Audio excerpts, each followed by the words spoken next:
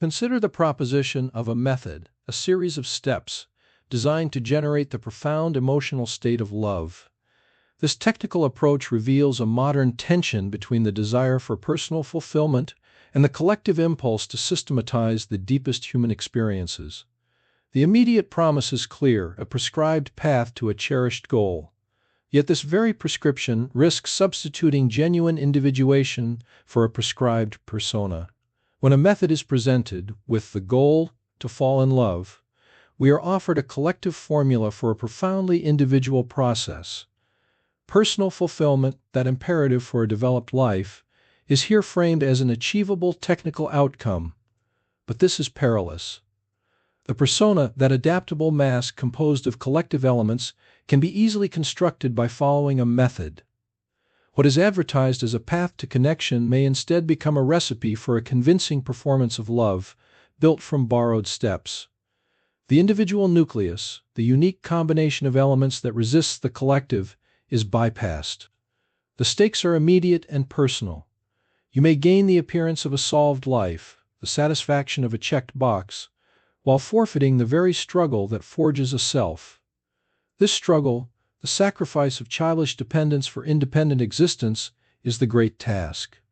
A technique promises to circumvent that effort, offering a ready-made solution where a difficult adaptation is required. But what historical context does this desire for a love technique emerge from? The modern proposal to treat love as a skill one can learn through a prescribed approach is not an invention of our era, but the latest iteration of an ancient human endeavor. For millennia we have sought symbolic rituals, like the rite of baptism with its water and naming, to contain and direct profound psychic forces. These rituals were a collective technique for managing what is chaotic and powerful within us. Now the technique is individualized, packaged as self-help, but the underlying impulse is the same: to command through procedure what has historically emerged from the depths of the unconscious or the mysteries of relationship. Here's the pattern: where ancient ritual served the collective psyche by providing shared symbolic containers, this modern method privatizes the ritual. It promises individual satisfaction. The goal is to fall in love, but in doing so it risks severing the experience from the transformative, often difficult, psychic history that gives emotion its depth and meaning. We exchange the collective myth for a personal manual. This matters for our civic life because when we reduce a fundamental human experience to a repeatable skill, we flatten the very complexities that force self-examination and growth. The collective consequence is a populace increasingly adept at simulating connection while becoming more estranged from the unconscious depths where true transformation begins. To understand the full cost of this trade, we must first define the core psychological concepts at play. So we are presented with a structured technique for falling in love. The proposal is clear: treat the profound, often chaotic phenomenon of love as a skill to be acquired through a prescribed, deliberate process. Here's the pattern. It promises mastery by addressing the conscious persona, the part of us that seeks control and a clear roadmap. This method speaks directly to that desire for order, offering steps where there seems to be only mystery. But genuine love, in a psychological sense, is not a skill of the persona.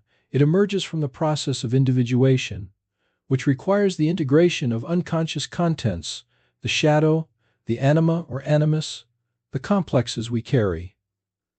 A technique can only arrange the conscious surface. It cannot orchestrate the deeper symbolic drama of connection that involves confronting what is unknown in ourselves and another.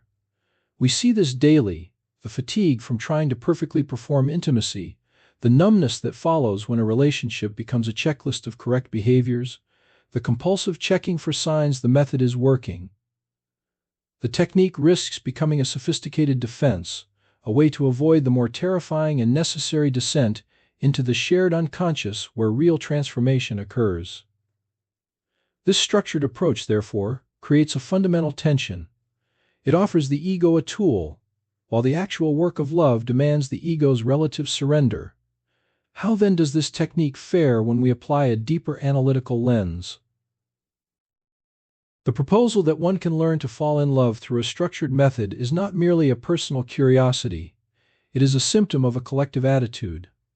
The guide aims to induce a specific emotional state, implying the feeling is a skill to be acquired. Here's the pattern. A complex, deeply individual psychic process is reduced to a technique, a prescribed series of steps promising a universal result. This is not the development of an individual capacity, but an identification with a collective idea of what love should be and how it should be achieved. If this feels abstract, here is the concrete danger. Such identification, as I have observed, leads to a feeling of universal validity. One who internalizes this collective formula will inevitably try to force its claims upon others, disregarding the totally different psychology of his fellows. The method's promise of a learned emotion risks stifling the arduous personal work of confronting one's own unconscious material, the very material that shapes genuine individual feeling. It replaces the conflict and responsibility of personal development with the ease of a collective recipe. Yet, we must ask, does this critique itself risk becoming a new dogma? The tension lies in recognizing that while collective ideas can be stifling, they are also the soil from which individual differentiation grows. The next question, then, is where a method, any method, encounters its own necessary limits. Now, a method that presents love as an accessible and achievable outcome offers a clear utility. It provides a temporary container, a structured persona of the lover, which can stabilize someone adrift, granting a provisional sense of direction and purpose. This is not without value. A technique can offer a scaffold where none existed, a form through which life can, for a time, flow. Yet the inherent limitation is stark. The technique, by its very nature, admits only one principle: the efficient production of a prescribed emotional state. But the human psyche is not unitary. It is a site of tension, a plurality of principles. The conscious intention to fall in love through steps represses other functions: doubt, ambivalence, the slow, often conflictual synthesis of genuine individuality. You trade the arduous work of becoming for the comfort of a borrowed form. The future risk, should this pattern persist collectively, is a psychic landscape populated by competent technicians of emotion, yet impoverished in authentic connection, because the technique can only ever assemble a persona, not resolve the deeper need for individual psychic synthesis. What remains, then, when we strip away the method? The method, with its series of steps, presents a seductive clarity. It offers a procedural answer to the profound human longing for connection, framing love as an accessible skill. This is the modern temptation, to replace the chaotic inward journey of psychic development with an external collective prescription. The promise is a specific feeling, an achievable outcome, but this treats the symptom, not the cause. A genuine encounter, with another or with oneself, cannot be scripted. It emerges from the unconscious, often as a disruptive force, like the crab in the dream that seizes the foot at the ford, halting a planned crossing. The technique, by promising a safe path, risks becoming a systematic avoidance of that necessary, frightening engagement with our own depths. If this signal from the unconscious is ignored in favor of the method's certainty, the consequence is a gradual atrophy of the individual's capacity for authentic relationship.